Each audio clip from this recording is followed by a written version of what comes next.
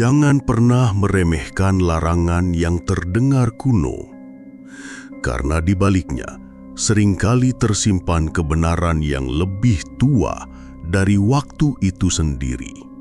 Dan inilah kisah nyata tentang seorang pemuda yang melanggar pantangan paling sakral di malam satu suro.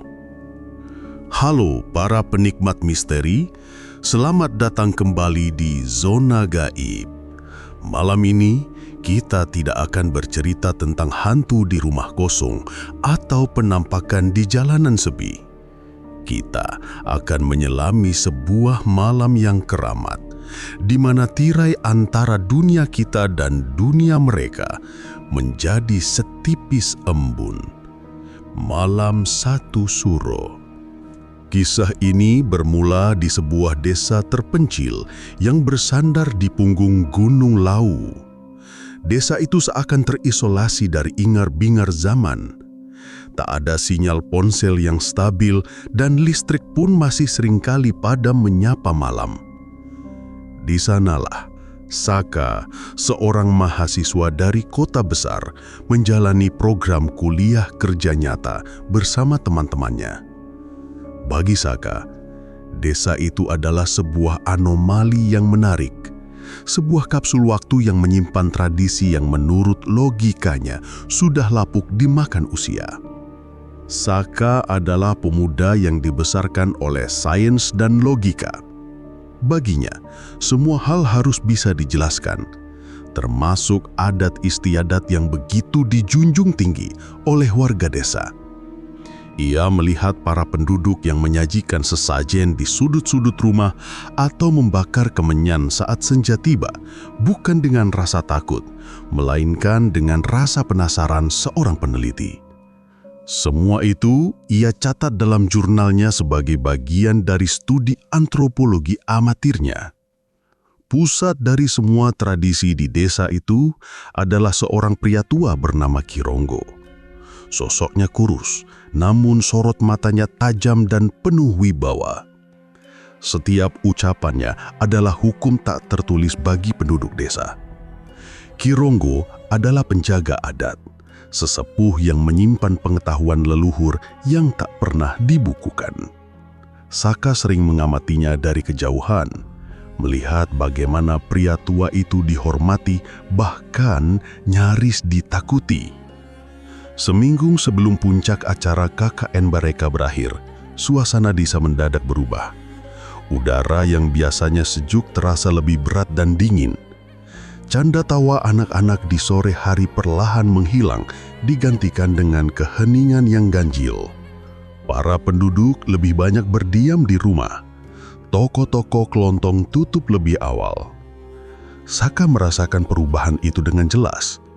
Atmosfernya begitu pekat, seolah desa itu sedang menahan napas, menunggu sesuatu yang besar akan datang. Malam itu, Kironggo mengumpulkan semua mahasiswa KKN di pendopo rumahnya. Dengan penerangan lampu teplok yang bergoyang-goyang, Kironggo berbicara dengan nada yang serius, tanpa sedikit pun senyum di wajah keriputnya. Ia menjelaskan bahwa malam berikutnya adalah malam satu suro. Malam yang paling sakral, di mana gerbang dunia gaib terbuka lebar. Lalu, ia memberikan satu peringatan utama, sebuah larangan mutlak yang tak boleh dilanggar oleh siapapun, baik penduduk asli maupun pendatang. Mulai besok, saat matahari terbenam hingga fajar menyingsing lusa, jangan ada satupun yang mendekati sendan bidadari. Ucap Kironggo, suaranya terdengar dalam dan bergema di keheningan pendopo. Matanya menatap tajam satu persatu wajah para mahasiswa. Sendang bidadari adalah sebuah mata air suci yang terletak di hulu sungai, tersembunyi di antara rimbunnya pepohonan di kaki hutan. Airnya jernih luar biasa dan dipercaya memiliki banyak khasiat. Kironggo melanjutkan, pada malam itu, para penunggu dan penghuni tak kasat mata akan turun untuk bersuci. Mengganggu mereka sama artinya dengan mengundang petaka yang tak akan bisa kalian tanggung. Teman-teman Saka mengangguk patuh, sebagian dengan wajah pucat karena takut. Tapi di benak Saka, percikan rasa skeptis dan penasaran justru menyala semakin besar. Para penunggu bersuci, baginya itu adalah dongeng pengantar tidur yang dibalut dengan kearifan lokal untuk menjaga kelestarian mata air. Sebuah ide brilian muncul di kepalanya. Mengambil sampel air dari sendang itu tepat di malam 1 Suro untuk diteliti di laboratorium kampusnya. Itu akan menjadi bukti pamungkas untuk mematahkan mitos yang ia anggap tahayul. Malam 1 Suro pun tiba. Langit benar-benar gelap tanpa bulan dan bintang. Kabut tebal turun dari puncak gunung, menyelimuti desa dengan selubung putih yang dingin. Suara jangkrik dan binatang malam lainnya lenyap, digantikan oleh kesunyian yang absolut dan menekan. Semua pintu dan jendela rumah penduduk tertutup rapat. Tak ada satupun cahaya yang menyusup keluar. Desa itu seolah mati. Di dalam kamarnya yang sempit, Saka merasakan jantungnya berdebar kencang. Campuran antara takut dan semangat. Ia menunggu hingga jam menunjukkan tengah malam. Waktu yang ia anggap paling sakral sekaligus paling tepat untuk melancarkan aksinya.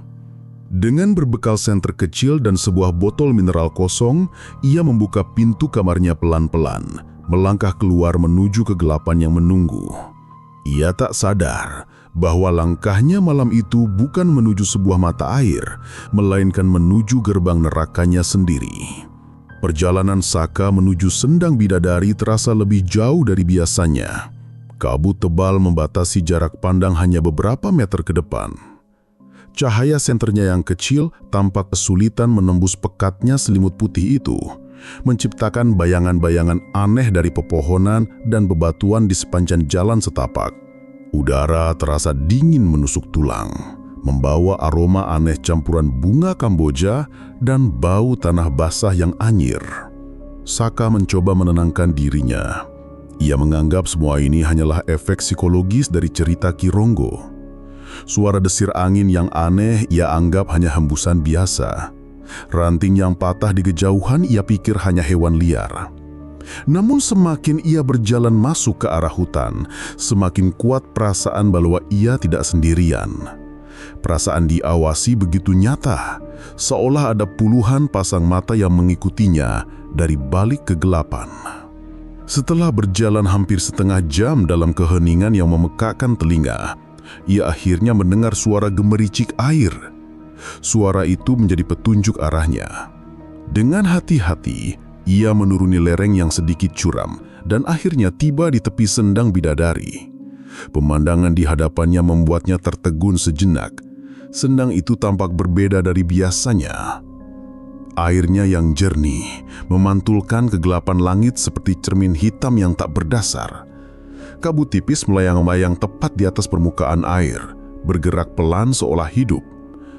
Suasananya begitu sakral dan sunyi, hingga Saka bisa mendengar detak jantungnya sendiri. Tak ada tanda-tanda para penunggu seperti yang dikatakan Ki Ronggo. Hanya keheningan, hanya mitos. Gumamnya pelan, mencoba meyakinkan dirinya sendiri. Ia berjongkok di tepi sendang, mengarahkan senternya ke permukaan air.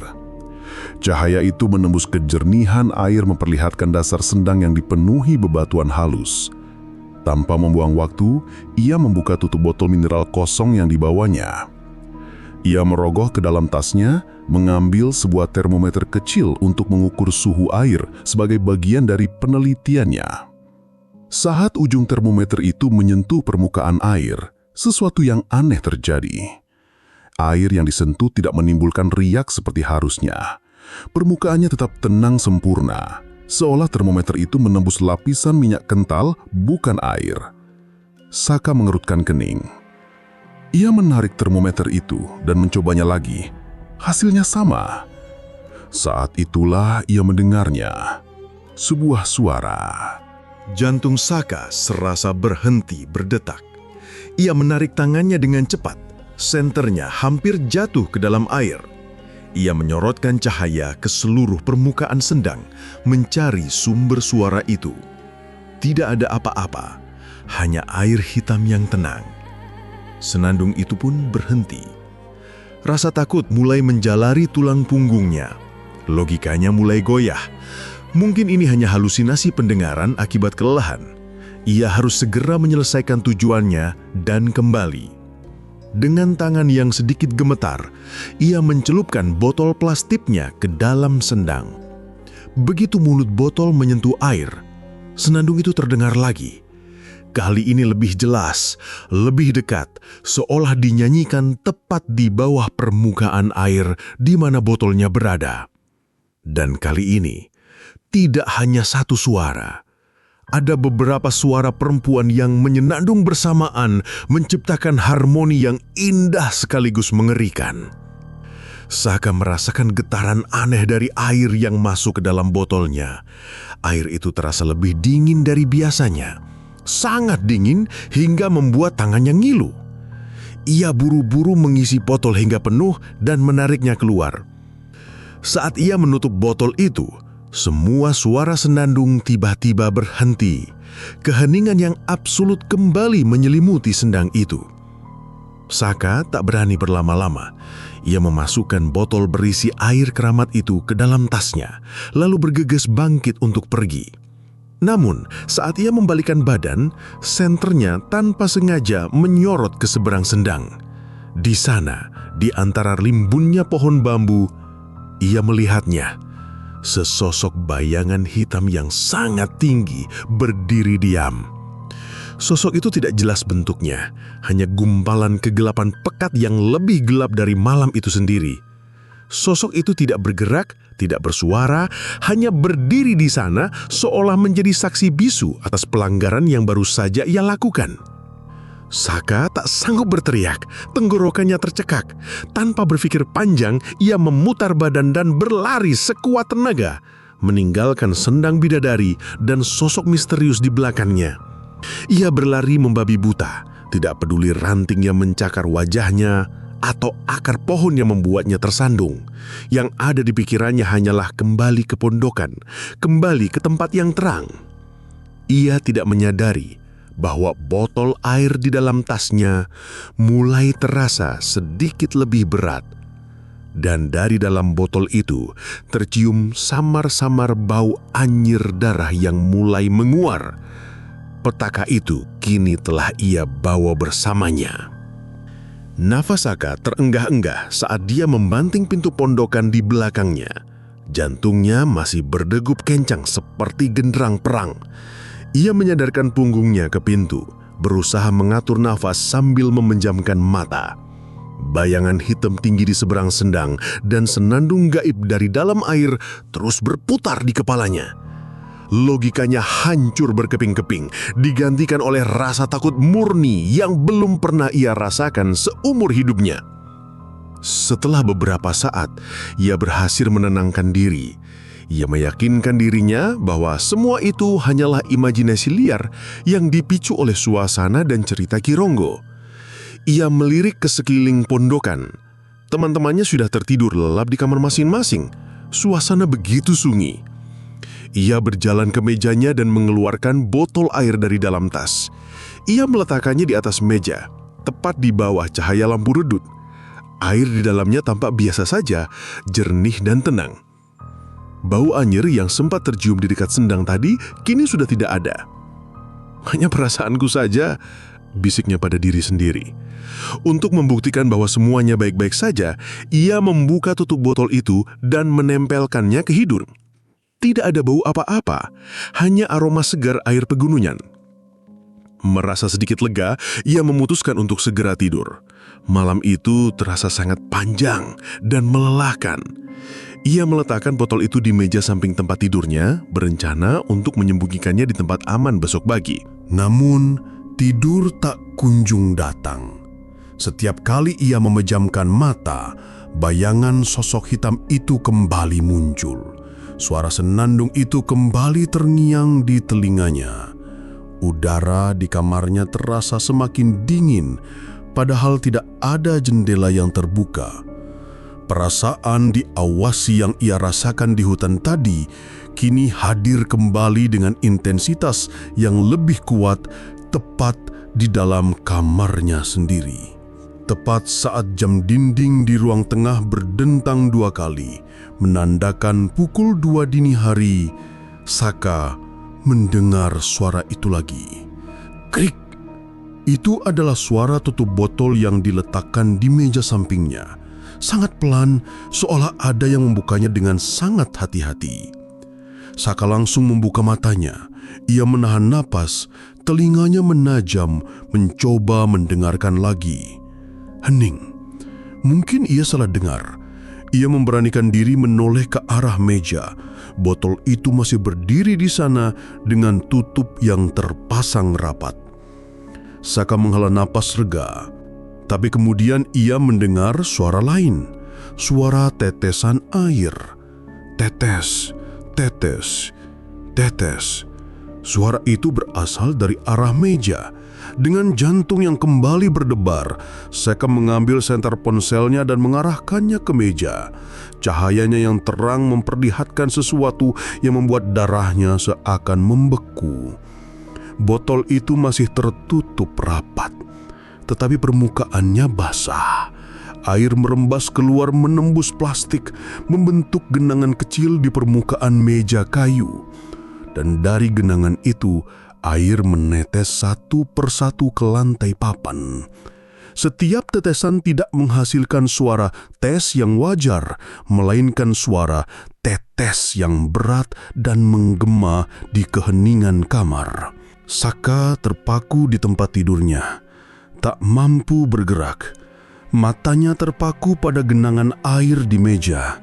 Perlahan-lahan genangan itu mulai bergerak, bukan mengalir, tapi bergerak membentuk sesuatu.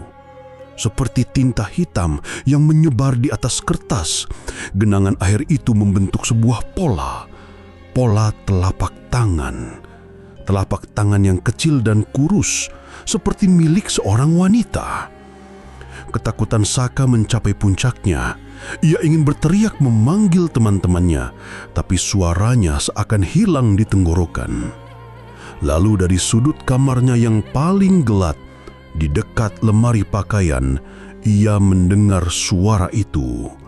Bukan senandung, bukan bisikan, tapi isak tangis. Suara tangisan perempuan yang pilu, penuh penderitaan, begitu dekat seolah sumbernya berada tepat di samping telinganya. Saka memejamkan mata rapat-rapat, menarik selimut hingga menutupi seluruh tubuhnya. Ia menggigil hebat, bukan karena dingin, tapi karena teror murni.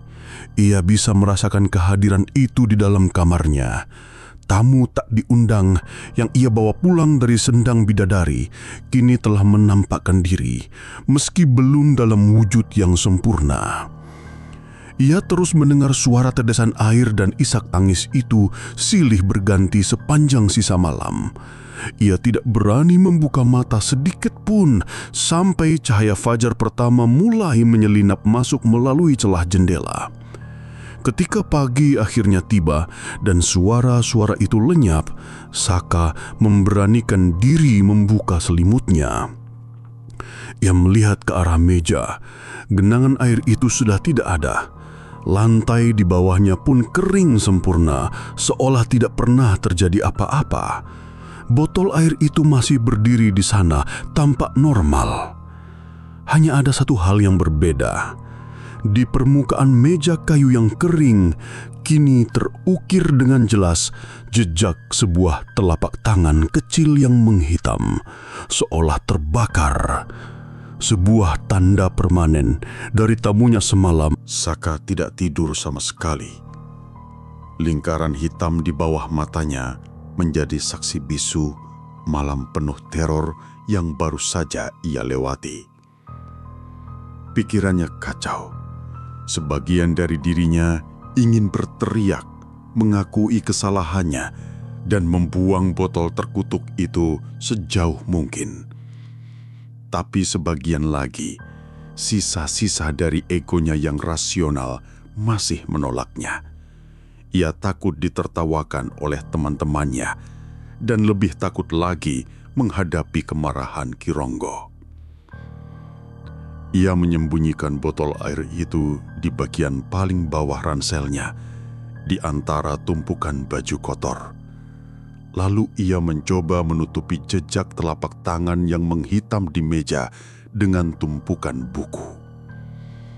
Ia berusaha bersikap normal saat bertemu teman-temannya di ruang tengah, memaksakan senyum dan tawa saat sarapan. Tapi tatapan matanya kosong, dan ia seringkali tersentak kaget oleh suara-suara biasa, seperti pintu yang tertutup atau piring yang beradu. Siang itu, saat para mahasiswa KKN lainnya sibuk mempersiapkan acara perpisahan, Saka memutuskan untuk menemui Ki Ronggo. Bukan untuk mengaku, tapi untuk mencari jawaban dengan caranya sendiri. Ia ingin memancing informasi, mencari penjelasan logis di balik mitos sendang bidadari. Mungkin ada gas alam beracun atau jamur halusinogen di sekitar sendang yang bisa menjelaskan pengalamannya. Setidaknya, itu yang ia harapkan. Ia menemukan Ki Ronggo sedang duduk sendirian di teras belakang rumahnya, menatap hamparan sawah dengan pandangan menerawang. Asap dari rokok kreteknya mengepul pelan di udara. "Permisi Ki," sapa Saka dengan nada yang dibuat sesantai mungkin. Ki Ronggo tidak menoleh. Ia hanya menggeser posisi duduknya sedikit, memberikan ruang bagi Saka untuk duduk di sampingnya. Keheningan menyelimuti mereka selama beberapa saat. "Malam yang panjang, bukan?" ucap Ki Ronggo tiba-tiba. Suaranya serak dan dalam. Kalimat itu bukan terdengar seperti pertanyaan, melainkan sebuah pernyataan. Jantung Saka berdebar. Apakah Ki Ronggo tahu? Tidak mungkin. Maksud Ki? Tanya Saka, berpura-pura tidak mengerti. Ki Ronggo akhirnya menoleh. Sorot matanya yang tajam seakan menembus pertahanan Saka, melihat langsung ke dalam jiwanya yang ketakutan. Para leluhur tidak suka tidurnya diganggu, apalagi jika ada yang mencuri selimut mereka. Saka terdiam. Analogi selimut itu terlalu tepat sasaran. Ia merasakan keringat dingin mulai membasahi pelipisnya. "Saya hanya penasaran, Ki, tentang larangan di Sendang Bidadari. Apa yang sebenarnya ada di sana?" Ki Ronggo menghela nafas panjang. Asap rokok mengepul dari mulutnya. "Yang ada di sana bukan sesuatu yang bisa kau ukur dengan alat-alatmu atau kau tulis dalam jurnalmu, nah. Mereka adalah energi, jiwa-jiwa yang terikat pada tempat itu. Sebagian adalah penjaga yang baik, tapi sebagian lagi adalah arwah penasaran yang penuh kesedihan." Ia menatap Saka lagi, lebih dalam. Sendang itu adalah tempat mereka bersuci, membersihkan diri dari duka dan amarah dunia fana. Airnya adalah medium mereka. Kau mengambil air itu. Kau tidak hanya mengambil air, nak. Kau mengambil sebagian dari kesedihan mereka. Kau membawa pulang arwah yang sedang meratap. Setiap kata dari Ki Ronggo terasa seperti palu yang menghantam sisa-sisa logika Saka. Penjelasan itu begitu tidak masuk akal, namun terasa begitu benar. Jika ada yang tidak sengaja melakukannya, Ki, apa yang akan terjadi?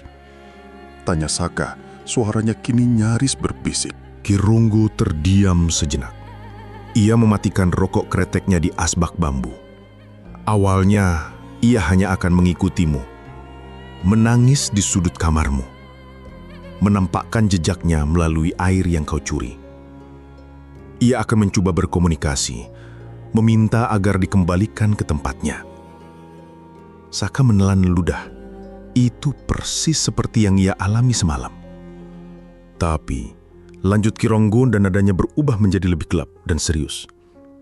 Jika kau mengabaikannya, jika kau tetap menyimpannya, kesedihannya akan berubah menjadi amarah. Ia tidak akan lagi menangis. Ia akan mulai meminta. Dan yang ia minta bukanlah air, nak. Ia akan meminta teman untuk menemaninya dalam kesendirian abadi. Ia akan mulai menarikmu sedikit demi sedikit untuk ikut bersamanya ke dalam air. Tubuh Saka menegang. Gambaran itu terlalu mengerikan. Kembalikan selagi kau masih bisa. Tutup Kironggo seolah mengakhiri percakapan. Ia bangkit dari duduknya dan berjalan masuk ke dalam rumah, meninggalkan Saka sendirian di teras dengan pikirannya yang berkecamuk dan ketakutan yang kini memiliki bentuk dan tujuan yang jelas. Saka kini dihadapkan pada dua pilihan yang sama-sama menakutkan. Mengakui kesalahannya dan menghadapi konsekuensinya, atau terus menyimpannya dan menunggu arwah itu datang menagih janjinya. Malam itu ia sadar bahwa ia tak akan bisa tidur lagi. Tidak selama botol itu masih berada di dekatnya. Sore itu berlalu dengan lambat bagi Saka. Setiap detik terasa seperti 1 jam. Peringatan Kironggo terus bergema di kepalanya. Ia akan mulai menarikmu ke dalam air. Kalimat itu membuatnya bergidik setiap kali teringat. Ia melirik ke kamar mandi umum di pondokan, ke bak mandi besar yang terisi penuh air. Tiba-tiba, genangan air biasa itu terlihat mengancam, seperti portal hitam yang siap menelannya. Egonya masih berperang dengan rasa takutnya. Mengembalikan botol itu ke sendang bidadari di malam hari sendirian adalah ide yang sama-sama mengerikan dengan menyimpannya. Ia memutuskan untuk menunggu hingga esok pagi. 1 malam lagi, pikirnya. Ia pasti bisa bertahan 1 malam lagi. Sebuah keputusan yang akan sangat ia sesali. Malam tiba lebih cepat dari yang ia duga. Langit kembali gelap, meski tidak segelap malam sura. Teman-temannya tidak menyadari teror yang membayangi Saka, memutuskan untuk mengadakan acara api unggun kecil di halaman depan sebagai malam perpisahan mereka. Mereka mengajak Saka, namun dia menolak dengan alasan tidak enak badan. Ia tidak sanggup berada di keramaian. Ia hanya ingin mengunci diri di kamarnya. Sendirian di dalam pondokan yang kosong, setiap suara kecil terdengar 10 kali lebih keras. Suara kayu yang berderit, suara angin yang menerpa atap, semuanya membuat jantungnya berloncak. Ia duduk di tempat tidurnya, memeluk lutut, dengan punggung bersandar ke dinding, mencoba membuat dirinya sekecil mungkin. Matanya terus awas mengamati setiap sudut kamarnya yang remang-remang. Sekitar pukul 11 malam, teror itu dimulai lagi. Bukan dengan isak tangis atau tetesan air. Kali ini berbeda. Dimulai dari kamar mandi. Glubuk, glubuk, glubuk. Itu adalah suara air di dalam bak mandi, seolah ada seseorang yang masuk dan bergerak-gerak di dalamnya. Saka menahan napas. Teman-temannya semua dari luar. Tidak mungkin ada orang di kamar mandi. Suara itu terus berlanjut semakin keras dan kasar, seperti seseorang yang meronta-ronta di dalam air. Saka menutup telinganya rapat-rapat, namun suara itu seakan menembus telapak tangannya dan langsung masuk ke gedang telinga. Lalu, suara itu berhenti, digantikan oleh keheningan yang lebih menakutkan. Perlahan, ia mendengar suara lain. Suara seretan. Sesuatu yang basah sedang diseret di lantai papan dari arah kamar mandi menuju kamarnya. Seret, seret, seret. Jejak air yang basah mulai terlihat merembes masuk dari bawah celah pintu kamarnya. Jantung Saka serasa akan copot. Ia menatap nanar ke arah pintu, menunggu apa yang akan terjadi selanjutnya. Pintu itu tertutup, tapi tidak terkunci. Gagang pintu mulai bergetar. Pelan pada awalnya, lalu semakin kencang seolah ada yang mengguncangnya dengan marah dari luar. Saka hanya bisa memejamkan mata, berdoa dalam hati agar semua ini cepat berakhir. Guncangan itu berhenti, hening lagi. Lalu dari balik pintu, ia mendengarnya. Sebuah bisikan, suara serak dan basah seperti orang yang berbicara dengan paru-paru penuh air. Suara itu membisikkan satu kata, namanya. Saka. Itu bukan lagi tangisan minta tolong. Itu adalah sebuah panggilan. Panggilan yang dingin dan penuh ancaman. Saka tak tahan lagi. Ia melompat dari tempat tidur, meraih ranselnya dan merogoh isinya dengan panik. Tangannya gemetar hebat saat menyentuh permukaan botol plastik yang dingin itu. Ia harus mengembalikannya, sekarang juga. Tidak peduli dengan gelap atau rasa takut. Dengan botol di tangan, ia memberanikan diri membuka pintu kamarnya. Lorong di luar kosong. Jejak air yang basah yang tadi merembas masuk kini sudah lenyap. Tapi bau anyir tanah kuburan dan air comberannya menyengat masih tertinggal di udara. Tanpa menoreh ke kiri atau ke kanan, ia berlari keluar dari pondokan. Ia tidak peduli dengan panggilan teman-temannya dari arah api unggun. Tujuannya hanya satu. Sendang bidadari. Ia berlari menembus kegelapan malam dengan botol terkutuk itu di tangannya. Botol itu terasa semakin berat dan dingin, seolah menyedot semua kehangatan dari tubuhnya. Ia tahu ia tidak sendirian. Sebuah hawa dingin yang pekat terus menempel di punggungnya, sebuah kehadiran basah dan penuh amarah yang tak pernah tertinggal satu langkah pun. Akhirnya, dengan paru-paru yang terasa seperti terbakar, ia tiba di tepi sendang bidadari. Tempat itu telah berubah total. Air di dalam sendang tidak lagi tenang. Permukaannya bergolak dan bergejolak hebat, mengeluarkan gelembung-gelembung udara yang berbau busuk seperti lumpur kuburan. Kabut di atasnya tidak lagi putih, melainkan kehitaman, berputar-putar seperti pusaran badai kecil. Suara senandung yang dulu ia dengar kini telah menjadi jeritan melingking yang menyayat hati, menyatu dengan suara air yang bergemuruh. Di tengah pusaran kabut hitam itu, sesosok figur mulai bertembuk, samar pada awalnya lalu semakin jelas. Sesosok seorang perempuan dengan rambut hitam panjang yang basah kuyup menutupi seluruh wajahnya. Pakaiannya compang-camping dan meneteskan air hitam yang pekat.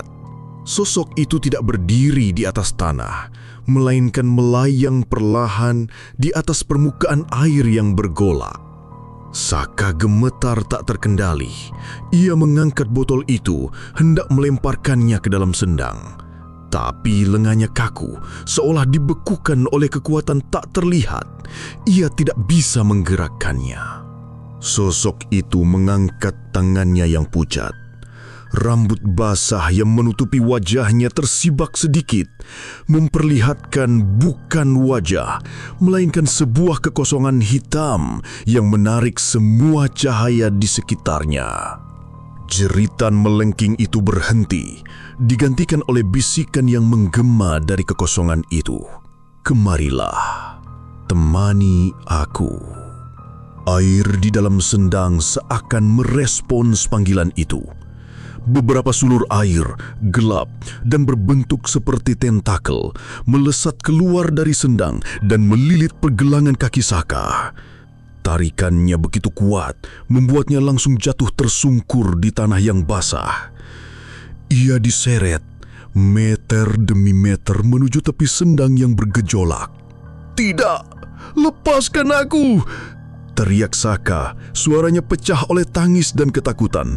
Ia meronta, mencakar-cakar tanah, tapi sia-sia. Sulur air itu menariknya tanpa ampun. Tepat saat tubuhnya sudah berada di bibir sendang, siap ditelan oleh air hitam yang marah, sebuah cahaya terang tiba-tiba menerobos kegelapan. "Cukup," Suara berat dan berwibawa menggema, memecah jeritan dan gemuruh air. Itu adalah Ki Ronggo. Ia berdiri tak jauh dari sana, memegang sebuah obor yang apinya berkobar-kobar terang, seolah memiliki kekuatan untuk mengusir kegelapan. Sosok perempuan itu berhenti menarik Saka. Ia menoleh ke arah Ki Ronggo. Udara di antara mereka terasa bergetar, pertarungan antara dua kekuatan dari dua dunia. Ki Ronggo tidak menunjukkan rasa takut. Ia berjalan mendekat dengan tenang. Di tangannya yang lain ia membawa sebuah bungkusan daun pisang. Aku datang bukan untuk melawanmu, Nyi. Anak ini telah lancang. Ia bodoh dan tidak tahu adat. Atas namanya, aku memohon ampun. Ki Ronggo menoleh pada Saka yang masih terbaring lemah itu. Nak, penyesalan sejati bukan hanya di hati. Ucapkan dengan mulutmu, minta maaf, dan kembalikan apa yang telah kau ambil. Dengan sisa tenaga yang ia miliki, Saka membuka tutup botol itu. Sambil menangis tersedu-sedu, ia menumpahkan isinya kembali ke sendang. Maafkan saya memohon maaf. Saya tidak bermaksud mengganggu.